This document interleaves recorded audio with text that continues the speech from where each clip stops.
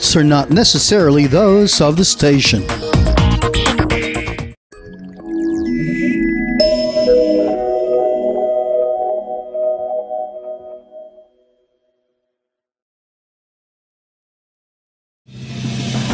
You are watching the multi-awarded Radio Bandido TV on Channel 224 Sky Cable and TV Plus boxes. Simulcast on DZRJ 8:10 a.m. Informing, advising, and entertaining the Filipinos and OFWs around the world. Streaming live on www.facebook.com/DZRJ 8:10 a.m. or on YouTube, channel DZRJ 8:10 a.m. Radio Bandido.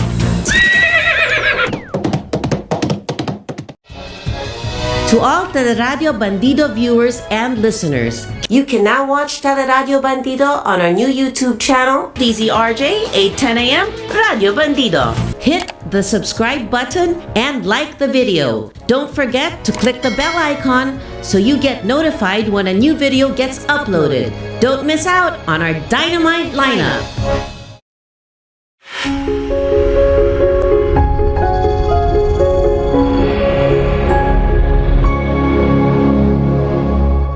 World, and welcome to Education Radio. And it's an honor today to have architect June Palafox. Thank you, sir, for being on our show, for being our educator for the day.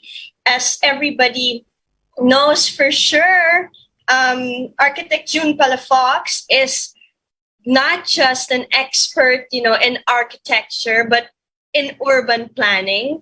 Something that most Filipinos, in my opinion, need to understand better.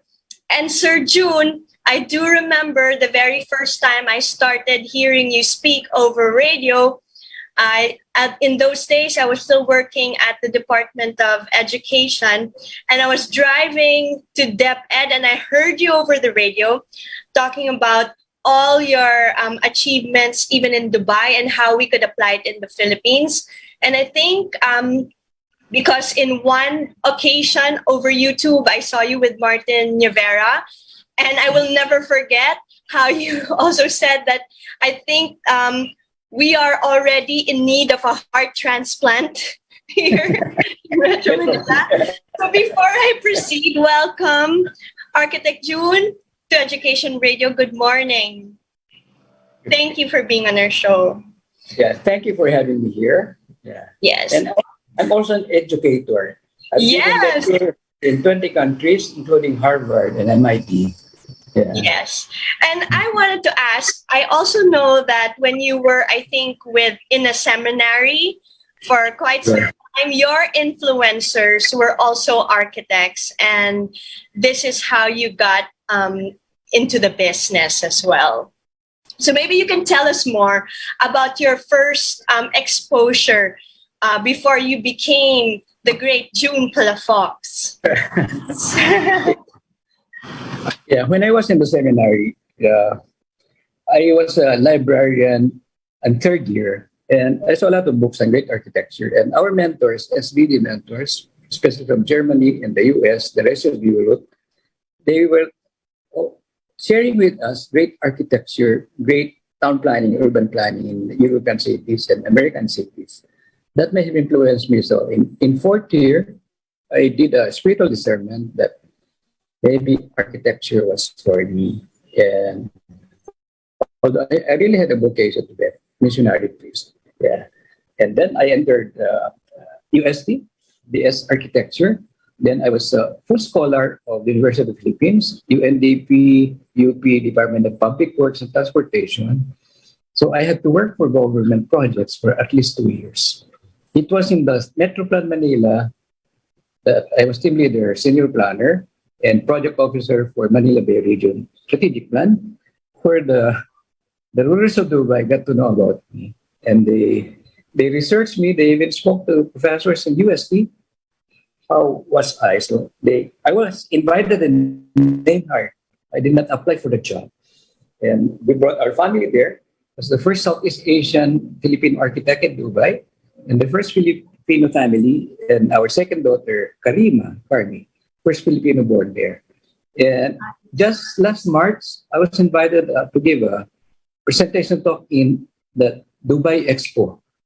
So from 1977 to 2022. And So, up till today. And how do you feel, I called you na secretary, ha? Sir. How do you feel about the Filipinos' response to really participating in urban planning? Because we feel that it's absolutely necessary for civic society to participate. But at the moment, I don't know how enlightened society is yet till now. If you travel, which you do, and like me, I travel even now, let's say locally, I still see the need for Filipinos to understand how they can take part in development. And even in their own areas, including noise pollution, for example, which is a very important factor to take into consideration. Most Filipinos still don't understand how that affects your environment, right? And this is even in the provinces or in local areas as well. So how do you see the Filipinos really jumping into this bandwagon of how we are educating everyone to participate in urban planning? yeah, I think we should put it in the curriculum. Like in France, I think even grade school, they teach architecture, introduction, and even town planning in France, and appreciation of the arts, culture, and so on. And many other cities in the world, like not very well, Curitiba, one of the most environment friendly cities in the world. 1976, Curitiba, Brazil, they already introduced the bus rapid transit. 1975, and we also proposed it in Metro Plan Manila. And urban planning affects everyone. And urban planning is maybe the difference between architecture and urban planning. Yes, I believe that. You're right. Urban planning is like the platform where it's urban planning is the place-making action, the land uses, residential, commercial, mixed-use development, infrastructure, social services like healthcare and education. Yeah. And we should have cities that integrate, that are smarter, sustainable, resilient, livable, walkable, bikeable, with mass transit, safer, better lighted, happy, healthy, Yeah. hopefully with mixed in work, shop, dine, learn. Yes. I agree, but I think I'm not sure if I'm losing you in our connectivity, Sir June. But I also want to ask. Please. Yeah. But the infrastructure is in a catch-up situation. That's why I said in the interview with Martin, Yeah. open spaces are being sold. And open spaces and parks are the lungs of the city. And the roads and waterways are the arteries of the city. They are all congested. And the major activity centers, like central business districts, are the hearts of the city. So I said, our cities need a heart transplant, a lung transfer, and a heart bypass. So we need to have that. Yeah. And you actually said you have to look at it like a human body, right? Yeah, definitely. Like human body. Yeah, it should be not just beautiful, but efficient city. Yeah, and your topic is so relevant because the past century was a century of nations, maybe because of United Nations. This century is a century of cities. And Metro Manila is the fastest growing metropolis in the world.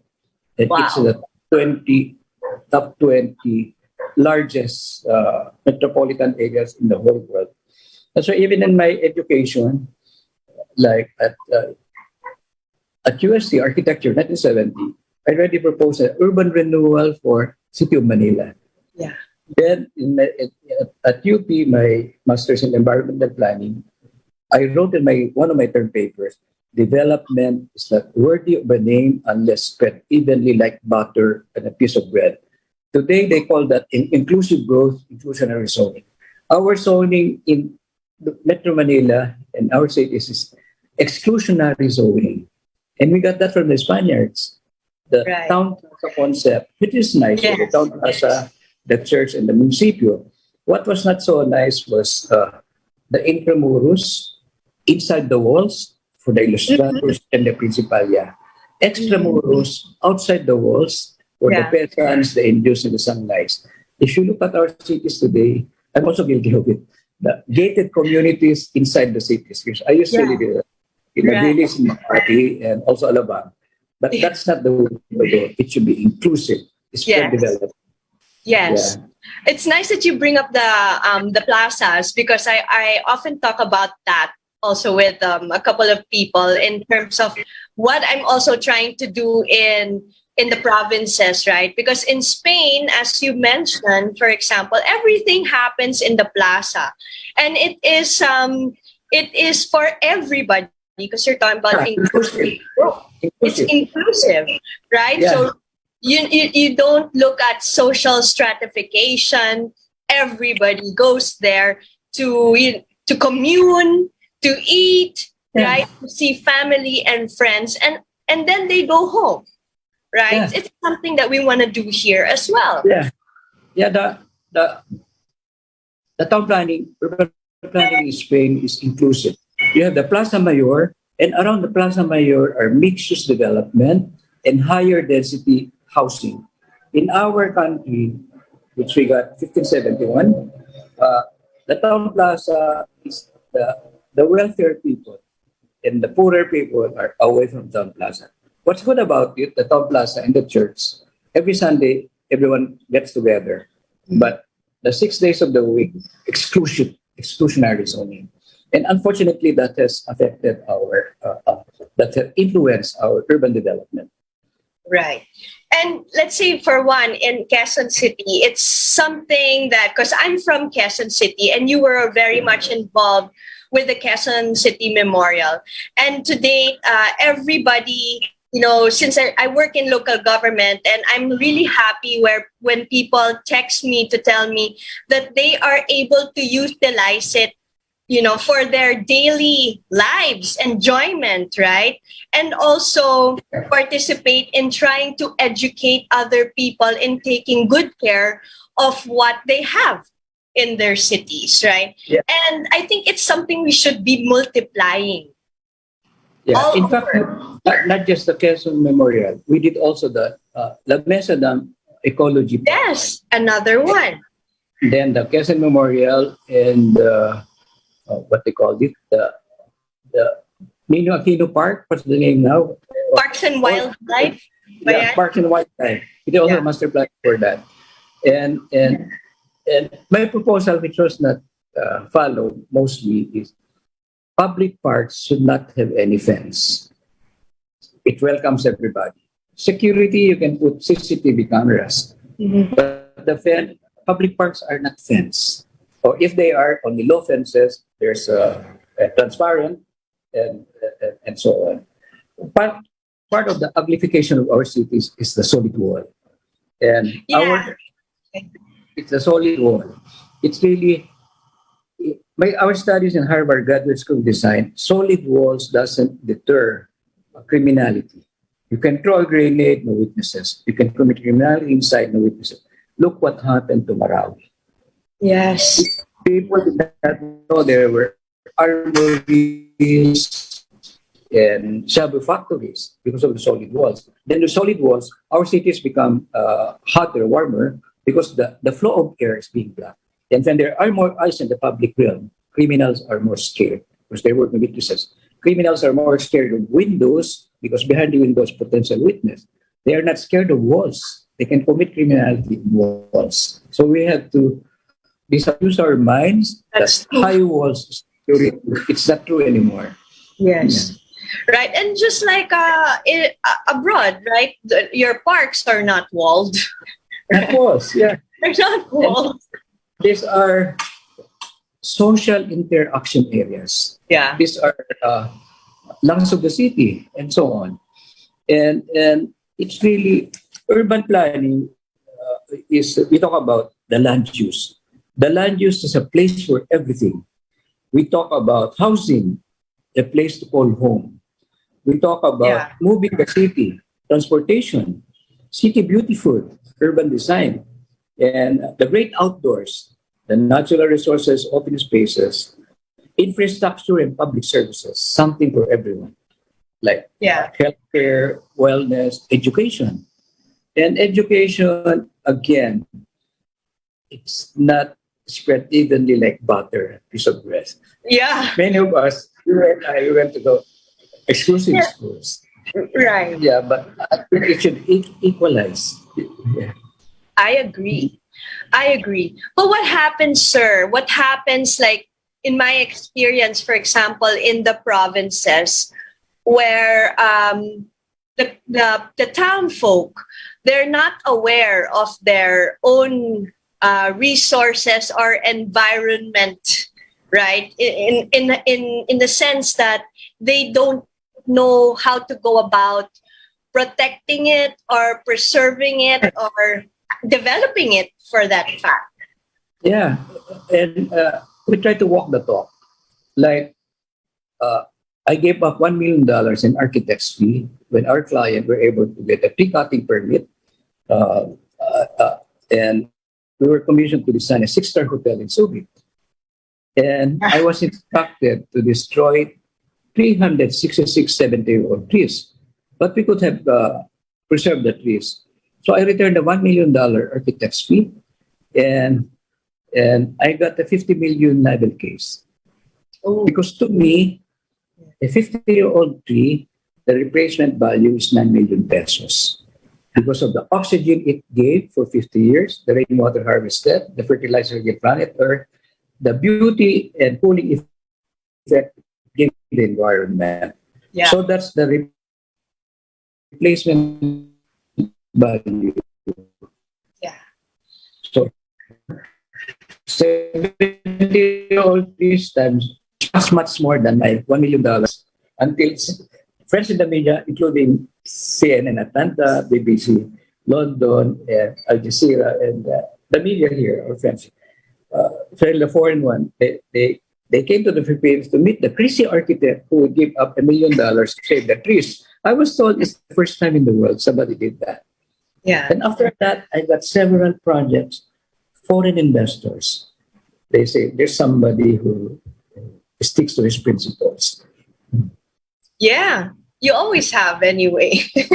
But it's a hard fleet for you. What do you mean naman, Sir June, when you say that we have to really build up?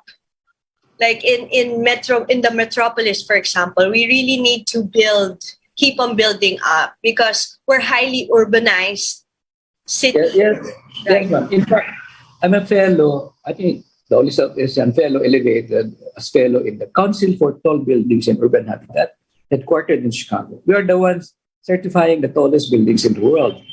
And vertical urbanism with tall buildings Yeah. are more environment friendly because we were told also, maybe some people may not like my comment now, which again, I learned American Planning Association, Harvard Graduate School Design, that if you have a large single family home, a mansion in the middle of the city, you have a higher environmental footprint because you're arrogating to yourself very prime urban resources, converting more families to live closer to their places of work, encouraging more urban sprawl, being close to the forest and to the farms. So if you have a big mansion, you go to the suburbs, not in the middle of the city. Not many friends, clients, and relatives like this comment from me. No, but that's how it is actually even abroad, right? In Luxembourg, highly urbanized cities, they're all going up, building up. You want to build a mansion, you go to the suburbs. Yeah, go to the suburbs. Like Hong Kong is 71% open space because it's a vertical city. Singapore, 45% open open space because they are vertical urban. And we told with it, Dubai, the tallest building in the world, and it's becoming a polycentric vertical city, polycentric, many centers, and so on. And urban planning, transportation is part of it also. There are 20 kinds of urban transport. The first mode is walkable cities. Second mode is bicycle. I The see. third priority mode is mass transit, public transit. Then you have the cars will be the last recourse, but we don't have efficient public transit. And also water transport, airport transport, aerial cables. I've been proposing long time ago aerial cables from Antipolo Mountains, our major activity center. Water transports, Laguna Lake, Pasig River, Manila Bay. It's doable. And light rail transit. We first proposed that in Metropolitan Manila when I was team leader. The fund that we should have completed 8 years proposed in 1971. Then the American Corps of Engineers proposed 10 regional roads and 6 circumferential roads in my administration, doing like circumferential road number 6 and so on. And the 10 regional roads, one regional road missing is regional road number 4. That's the Pasig River corridor. Right. So to me, transportation system and road network is as strong as the weakest link. And the east-west transportation corridor towards Rizal and Quezon is not just the weakest link, it's the missing link. Missing link. I Missing agree. link. Yes. Yeah. You're talking So- Quezon Province, right? Pardon me? You're talking Quezon Province, sir? Yeah. So yeah. we think that we Yeah. really need, because our infrastructure has been biased towards the south, towards the north. Yeah. And again, towards the east have been forgotten. And like some of my employees living in Rizal, to be in our office in Makati by 9 o'clock, they had to leave their homes by. Most of our road network is going northward and southward, the forgotten east. In my term paper in Harvard, 2003, Manila Bay region, Pacific Coast, megalopolis. Yeah. In megalopolis, several metropolitan areas, metropolis, several cities. And I've been advocating for that since I was a student. Yeah. More balanced development. It was a bit low priority also, but it's happening now, northward expansion because of Clark and the biggest airport in Bulacan, which we are helping master plan it to be a green, Right. with green urbanism, green architecture. Right. Sir, I want to ask also, because in this bio that I received the other day, you often speak about connectivity, mobility, right? And the interpretation of people on connectivity and mobility is a little bit confusing for them. They can't seem to grasp that, maybe because we have been soiled too long in the busyness of the metropolis that we can't absorb this. But maybe you can also explain more connectivity and mobility for people, because we hear a lot about infrastructure. We get that now, right? But what Right. about mobility and connectivity linked to infrastructure? Yeah. Mobility is simply be able to conveniently move around. Accessibility, access. Let's get, for example, Makati Central Business District. The local government allowed the increase in density times 4 in 1990.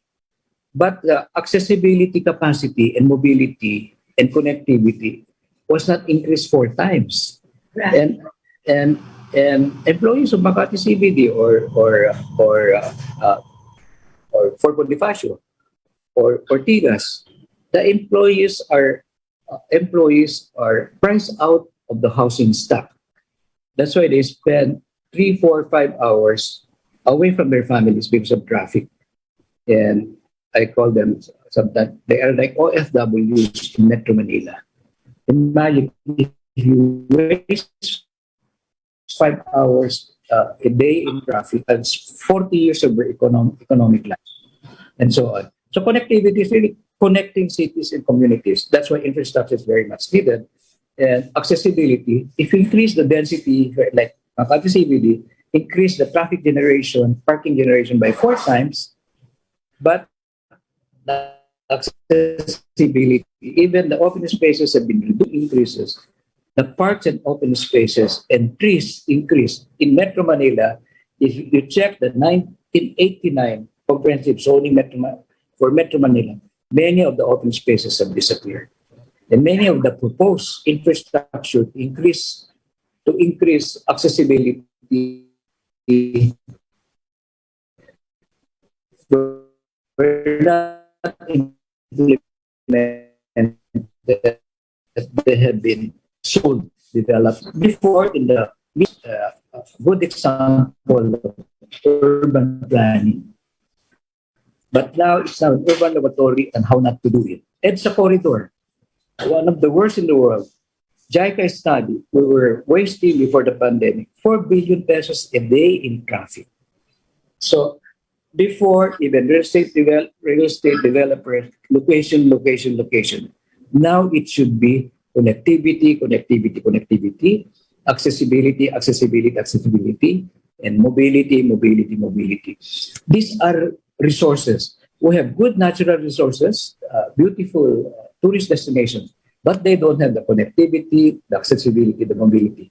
Some of the plans we're doing for tourist destination areas, we even designed them as wheelchair ready, with boardwalks, handicap ready, and so on. Because the tourists with deeper pockets are the senior citizens, not the backpackers. Right. This adventure tourism, backpackers don't spend as much. Sometimes they just pollute the place, and they don't spend as, unlike seniors, even those in wheelchairs. Yeah. Yes. The baby boomers. The baby The boomers. boomers, yeah. Yeah, they're so important. They're the ones with the money right now and are willing to spend. So and they're seniors. They're seniors at this point. They have Yeah. the money and the time. And the time, that's right.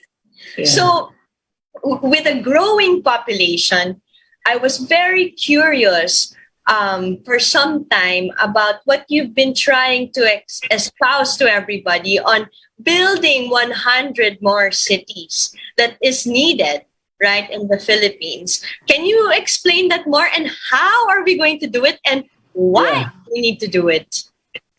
We're doing about 10 of them right now. I cannot announce yet which they are because there might be speculation and the land value go up. And why 100 new cities? By 2050, we'll have about 147 to 150 million population. And most of our towns and cities today were still established by the Spaniards. Not much new cities in the Philippine Republic, 1946. Town, cities, and communities are along the shorelines. And with sea level rise, climate change, most of them will be flooded, plus storm surge and tsunamis. So the towns were doing maybe since we were private government, San Vicente Palawan, we made different zoning, did restrictions, set back the buildings by 50 meters from the shoreline. And in Boracay, we could not even implement 20 meters. So, by 50 meters and vertical easement, no livable spaces below 4 meters because of, in case of a storm surge, 4 meters high flooding. Yeah. And we had to, this century is also, my professor about to us, also a rest century. Yes. Rethink, reimagine, re-architecture, redesign, re-engineer, redevelop, renew, hopefully urban renaissance. And it's so timely with this pandemic. We can unlearn our mistakes, get the best practices in the world, get inspiration, best practices in the world, and unlearn the mistakes of Metro Manila. Unfortunately, some cities in the provinces, they want it to look Manila. like Metro Yeah. Manila. Like How not to Makati, do it? like Manila, yes. Yeah. Yeah. That's what I mean, sir, when I say that they don't understand their environment and they're pushing for something that may not actually work in their own areas. Yeah. Like the top 10 worst polluting rivers in the world, 7 of them is in the Philippines. Number 1 is Pasig River. Yes. Number 1, worst polluter in the world. Why? One of them is we don't have, I've been calling it the longest time, the esplanades, river walks. And underneath are sewage treatment plant and sewer interceptor. So all the sewage go to Pasig River is a septic tank. Yeah. Metro Manila. And 7 of them. And fortunately, we have a organization like San Miguel Corporation spending 2 billion pesos to dredge Pasig River. And Tulyahan River, also they're doing it. Yeah. They're dredging it. And Tulyahan River is number 4 worst polluter in the world. So you have Pasig River, Tulyahan River, and we overtook the rivers of China and India. Imagine that. In Yes. And it's nice that, yeah. pollution. Somebody said, Hello. yeah, I'm still here. Yeah, I'm still here. Go ahead, sir. I'm still here also. Go ahead. Yeah. So we have to do that. And in fact, if I may share, Yes. Dubai, when I reported to work in Dubai, April 1977, the ruler of Dubai expected from us, we're about 20 senior staffers, architects, engineers, planners from 14 countries. I was the youngest and the only Southeast Asian.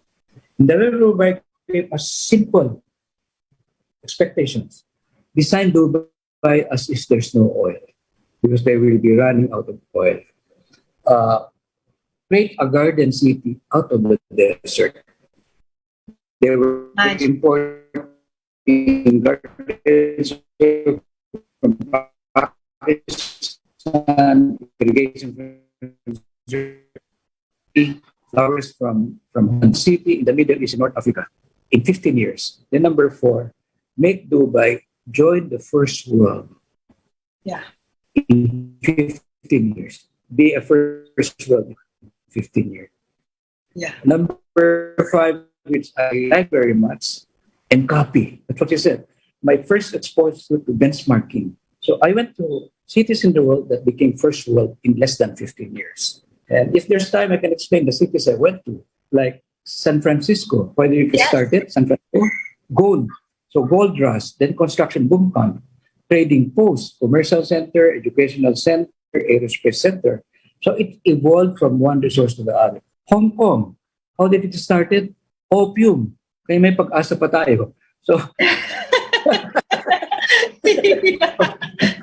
so Hong Kong started with opium. Then the political refugees of communist China, they went to Hong Kong, breaking with them manufacturing skills, garment making skills. Mhm. So from opium to manufacturing, then trading center, commercial center, regional center, and so on. Then Singapore, they were kicked out of the Federation of Malaysia because they had short family names. So they were lucky to have a Lee Kuan Yew, honor graduate of Cambridge. I think he copied the strategy of Hong Kong press more landscaping, and he made a law in Singapore. For every tree you plant was tax deductible for the first 5 years. After 5 years, the tree can take care of itself. Zurich and Geneva, the refugees of the world wars. The Germans, they went to Zurich. The French, they went to Geneva. The Italians went to the rest of Switzerland. What did they bring? The refugees? Chocolate making and watchmaking. So Zurich, Geneva started with chocolate making, watchmaking, bank That's center, right. dinner center, and so on. So I went back to the table in Dubai. It can be done. Dubai can be first world in 15 years. And yeah, because the rulers of Dubai, they have strong political will. I think our president has strong political will. Yeah, They yeah, have leadership. Visionary leadership. They have good appreciation of good urban planning, right. good appreciation of good design, architecture, engineering, and good governance, good management. And I believe if we do all of this, the Philippines can be in the top 20 economies of the world before 2050. Wow, We don't. really? That's kind of close. So interesting. If we Yeah. just, In yeah, fact, I just came from the Dubai World Expo. I believe we can host the World Expo in 2040 and the Olympics in 2046. I will only be 90. Yeah, kaya pa, kaya pa, Sir kaya June. pa. Yeah, And you know the advantages of our country, strategic location. yeah. If you rotate the map of the world, our country is in the middle. It's no wonder we were the Asia Pacific hub of Spanish Europe for more than 300 years. 50 Yes. years the Americans, 2 years the British, 4 years the Japanese. Our strategic location. Yeah. And it's no wonder every superpower country will always be interested in our beautiful islands. And we have a demographic soft spot. Our average age of population is 25. Other countries are aging. And the Philippines is 400 times the size of Singapore, 350 times the size of Hong Kong, 8 times Taiwan, 3 times South Korea. And it can be done. But I think we really have to work together as a country. And Right. unfortunately, think positive. I Yeah. had many colleges also, and I had the opportunity to change my passport, but I never wanted to change my passport because our country is so blessed. Yes. We are number one in the world in marine biodiversity. Number one in the world. Number one now in sailors, seamen, and number one in call centers. Number two, geothermal energy. Number two now, BPOs. I think we have the third or fifth longest coastline in the world, longer than mainland USA. Many countries lack waterfront, like Dubai. They have to do the Palm Islands to Yeah. increase more waterfront development. We're number four in the world in gold reserves. Number four in shipbuilding, thanks to the Japanese and the Koreans. Number five in all other mineral resources. Number 12 in human resources. And the Philippine expatriates So we can really do it. are the preferred employees of employers all over the world. And negative stars in our country. As my fellow seminarian before, Father Dear Orbus said in his homily, we have Yeah, but so many negative stars. right. But if we really wanted to, given all that, we can really do it. Yeah, we can be first of all in 15 years. That's quite a short We can do it. time, Sir June. Right? We can do it. Yeah. 1977, Dubai then was probably 100 years behind the Philippines in urban development. Today, they're probably 50 years ahead of us. Imagine. Like Dubai, yeah, Manila International Airport was much modern, much better than Dubai Airport, April 1977. Now they have the busiest airport in the world, number one gateway cities in the world, number one tourism city in the world this year, overtaking London, Paris, New York, the usual tourist destination. Imagine that. And the one thing that struck me in the points that you mentioned earlier is really the urban planning awareness. That takes a lot of education, Sir June, right? Which is Urban how are you planning. now going to put this inside a curriculum, if I may ask? Yeah. And since I'm sorry to say this, uh, many of our urban planning decisions are done by politicians in private developers. Yeah. In Dubai, they have a high respect for architects, urban planners, and engineers. And, they invite the best in the world. Yeah. Yeah. I guess it's something we should be doing. You It mentioned can be done. it can be done. And you mentioned to me yesterday when we were talking that Harvard, MIT already, it's already built in Dubai, right? You can go to Yeah, they have. Harvard in Of course. Dubai. In Dubai.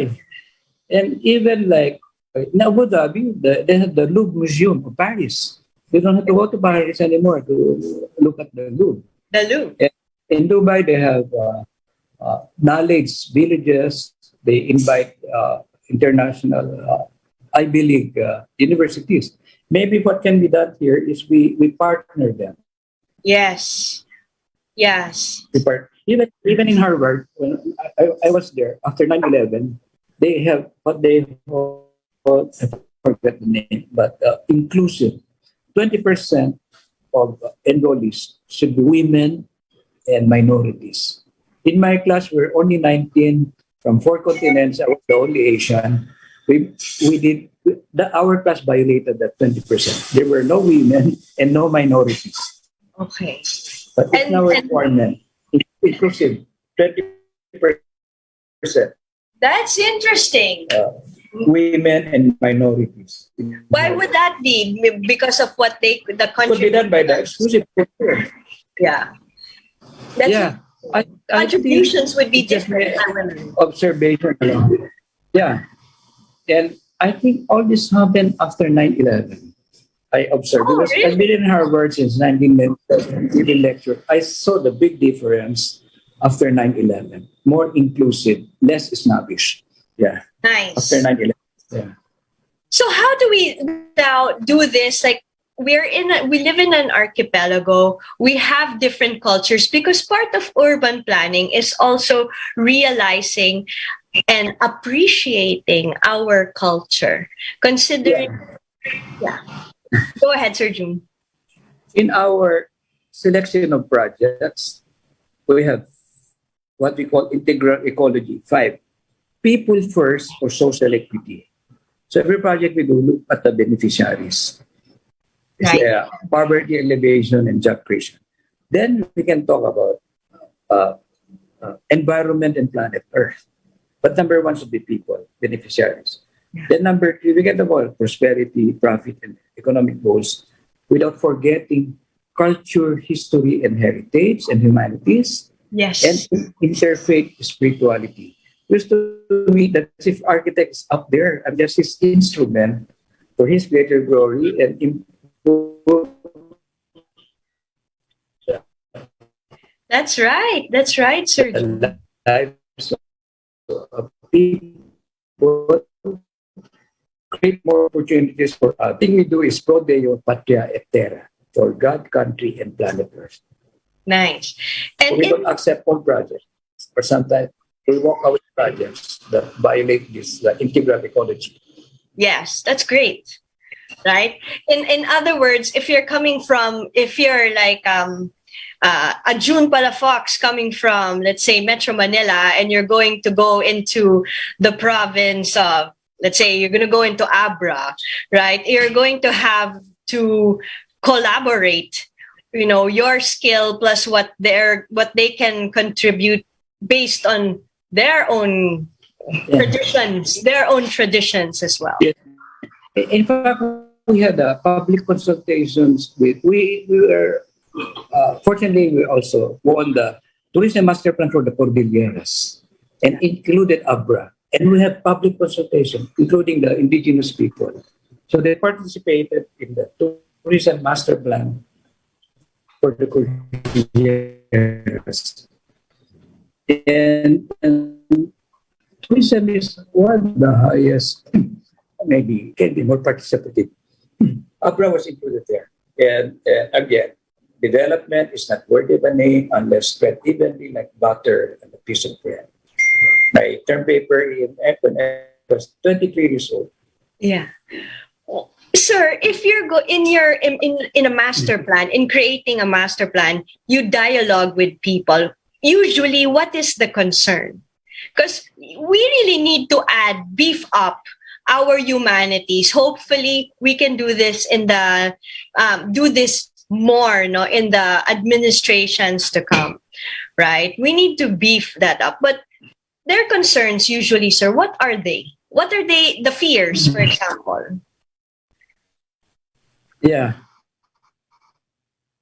One really is jobs and poverty and housing.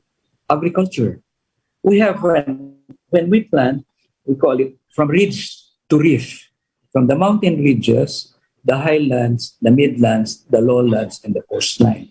This should be integrated, and it should be comprehensive in area, comprehensive in time, comprehensive in all disciplines and the different land uses. There are I had clients abroad. We've done work in 40 countries the past 50 years.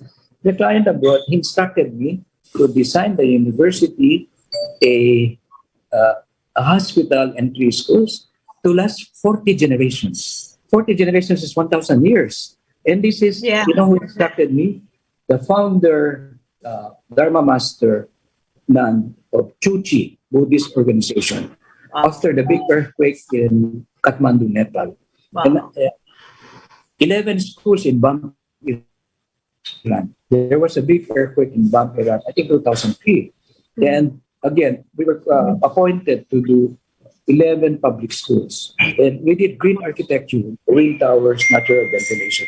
And again, the same founder, Dharma Master Chuchi, based in Taiwan, instructed me to design those 11 schools to withstand earthquake intensity 10 for an earthquake that never happened.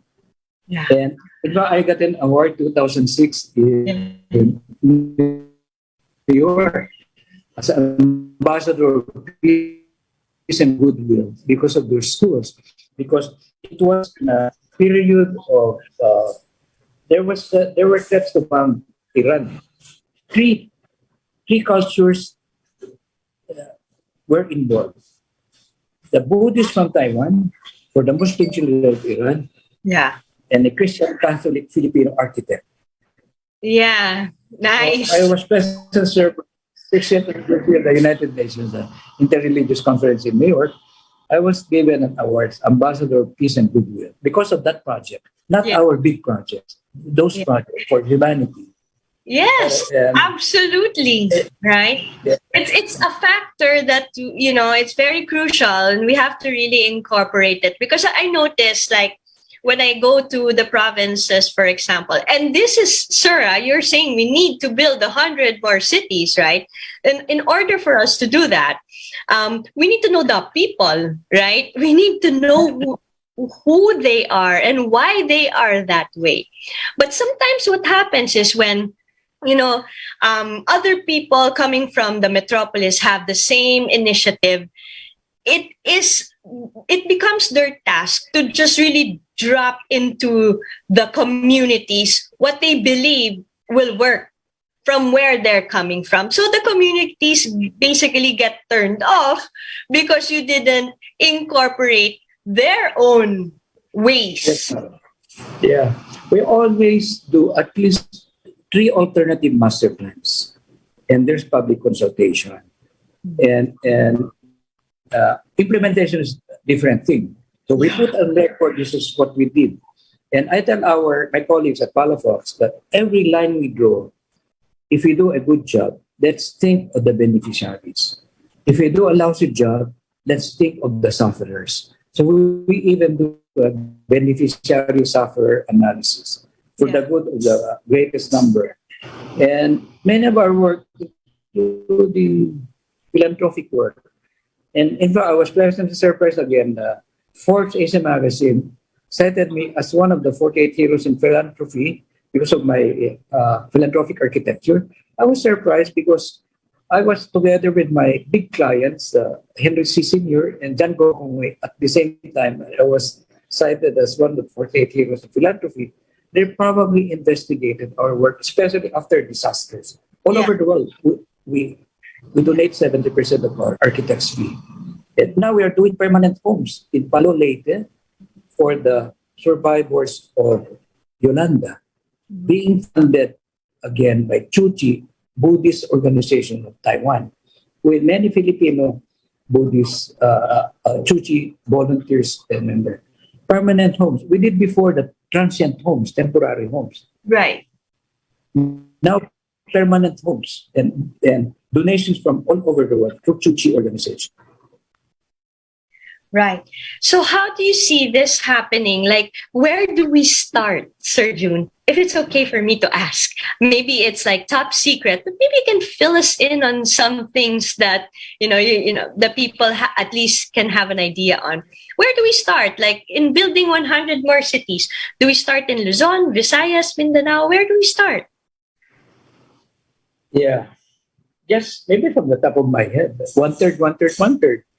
Mindanao is a little bit bigger than United Arab Emirates, the seven Emirates, and a little bit smaller than South Korea.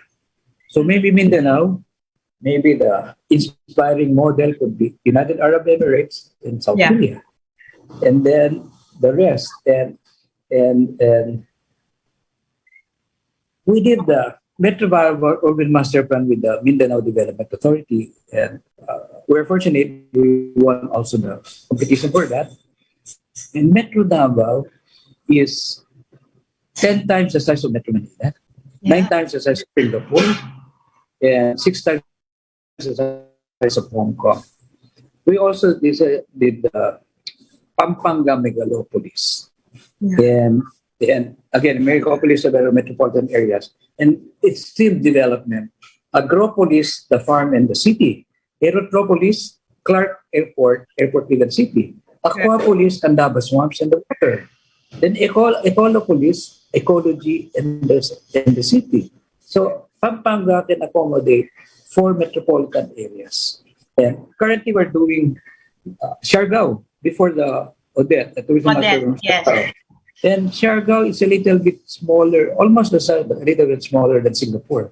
In fact, Singapore, you can fit inside Laguna Lake, 71,000 hectares. Laguna Lake is about 80 to 90,000 hectares, depending when it gets flooded, it's larger, and so on. So, and the coastal areas, we may have to, as I said, after Ondoy, the lake shores of Laguna Lake and Marikina Valley, relocate or elevate.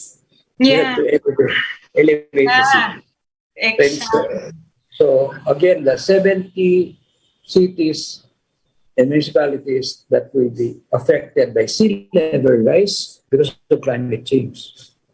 That's And right. maybe we have more than 400 rivers in the country, 180 of them are dead. So they have to be dredged and look at the flood line when they overflow. Our educated guess is rivers will overflow on the average of 4 meters high. Right. So in building 100 more cities, we're looking at livable, resilient, walkable cities with better connectivity, right, to provide better mobility for everyone, because many things should be accessible from your workplace to your home. You know naman, sir, di ba, a lot of people, you can work in Makati, but you actually live in Cavite, right?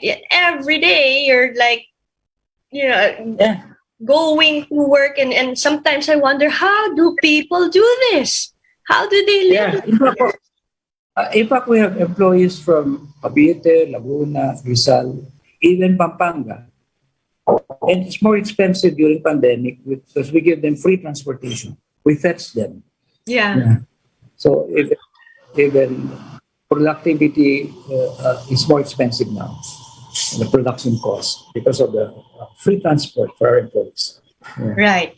And how do you think learning more about this, becoming an individual that is aware of urban planning, right?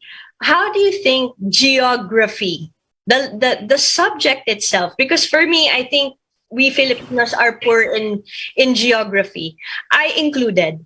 Okay. Sometimes, sir, when I speak to other foreign delegates, they know more about certain things. And I'm like, oh, I just learned that from you about my own country, right? So that is why I say that we're so poor in geography. How do you think, and where? Because if, let's say, we bring this to the Department of Education and make a proposal that this should be part of their curriculum. Do you think it should fall in a separate subject called geography and not just araling panlipunan na where they put everything there in one blow? That's how I see it, at least. Yes, should be. Especially now that we have Filipinos in more countries than member of the United Nations. They should know world geography and Philippine geography as well. You know where I learned surveying? Where? ROTC. Oh, see? ROTC. Yeah, I was a cadet officer, so I learned there and also taught surveying to our cadets. Yeah. Right. ROTC. Maybe it's a segue a bit, but they should bring back ROTC, not for military, but for the environmental cadets. Right. Instead of marching there, you send them to the boondocks, to the mountains, to plant more trees. Plant, not just build. Right. I agree. So last words, Sir June, for all our listeners. You know, we have a lot of teachers listening also, and I want them to get ideas, because I always tell teachers, you know, when you listen to people, you get ideas and you can even put it in a math subject, okay? So this is what we're trying to teach them. Last words for especially our teachers. Yeah. Thank you, moms and sirs, for the opportunity to share. It's really, our country is so blessed. We're given by the chief architect up there, the urban chief planner there, the chief engineer up there, so many graces and blessings. Other countries, they don't have our natural resources. So architecture, urban planning, engineering are very important for it, even just introductory. I used to be invited to give lectures and graduating classes of fourth year or senior high school about architecture, urban planning as a career choice. And before we allow visits by students, high school students to our offices, we have offices in Makati, Cebu, and in Davao. And I'm now celebrating my 50 years as architect, 48 years as urban planner. 40 countries have benefited from my God-given talents, education, experience, and to maybe Magpia, you might want to host to all the graduating students. I'll talk about architecture, urban planning. You know what? Let's do that, Sir June. That's a really good idea. It's part of my celebrating my 50 years, giving back. And you know what's the most expensive real estate in the world? What? Yes, the cemetery. So much wisdom there. Serious? The dearly departed did not share their wisdom before they departed the earth. Yeah. So which is what I was going to say. Thank you for sharing your wisdom to us today. Yeah, I just turned 72 years old. That's March 16. The 501st anniversary, 501st anniversary of our Christian faith. Yes. Happy birthday, Sir June. Thank you. So you still have a lot of work to do. Yeah, and maybe not just the teachers. We should also educate. I'm sorry for saying this. We should also educate decision makers with impact on the urban development, our cities, towns, and cities. Maybe you can host a urban planning. I will do that. That's a really good idea. I will do that. And for the 1,600 mayors, 81 governors. Wow. And I think 10% of them are very good. I was asked. The 90%, they can be better. So maybe we can help re-educate them. Right. Even developers. Yeah. Because our integral ecology of people, planet, profit, sometimes it's all profit. Never mind people, never mind planet, never mind culture, history, and heritage, never mind interfaith spirituality. Right. And that matters. That matters, Sir June. Yes, I will do that. That's a very good idea. I'll coordinate with you on that, sir. And for now, thank you again for sharing your wisdom to us. Till the next time, Sir June, I keep on calling you Sec June. But maybe, this is Dilang Angel or something. I really don't know. But thank you, Sir June, for being on Education Radio. And we'll keep in touch. Thank you so much for joining us today. Thank you. Thank you for the opportunity to share. Thank you. God bless you. God bless you, sir. Happy birthday. Yeah, thank you. Thank you. This has been Pia Morato for Education Radio. Hasta luego, everyone. Thank you. The views and comments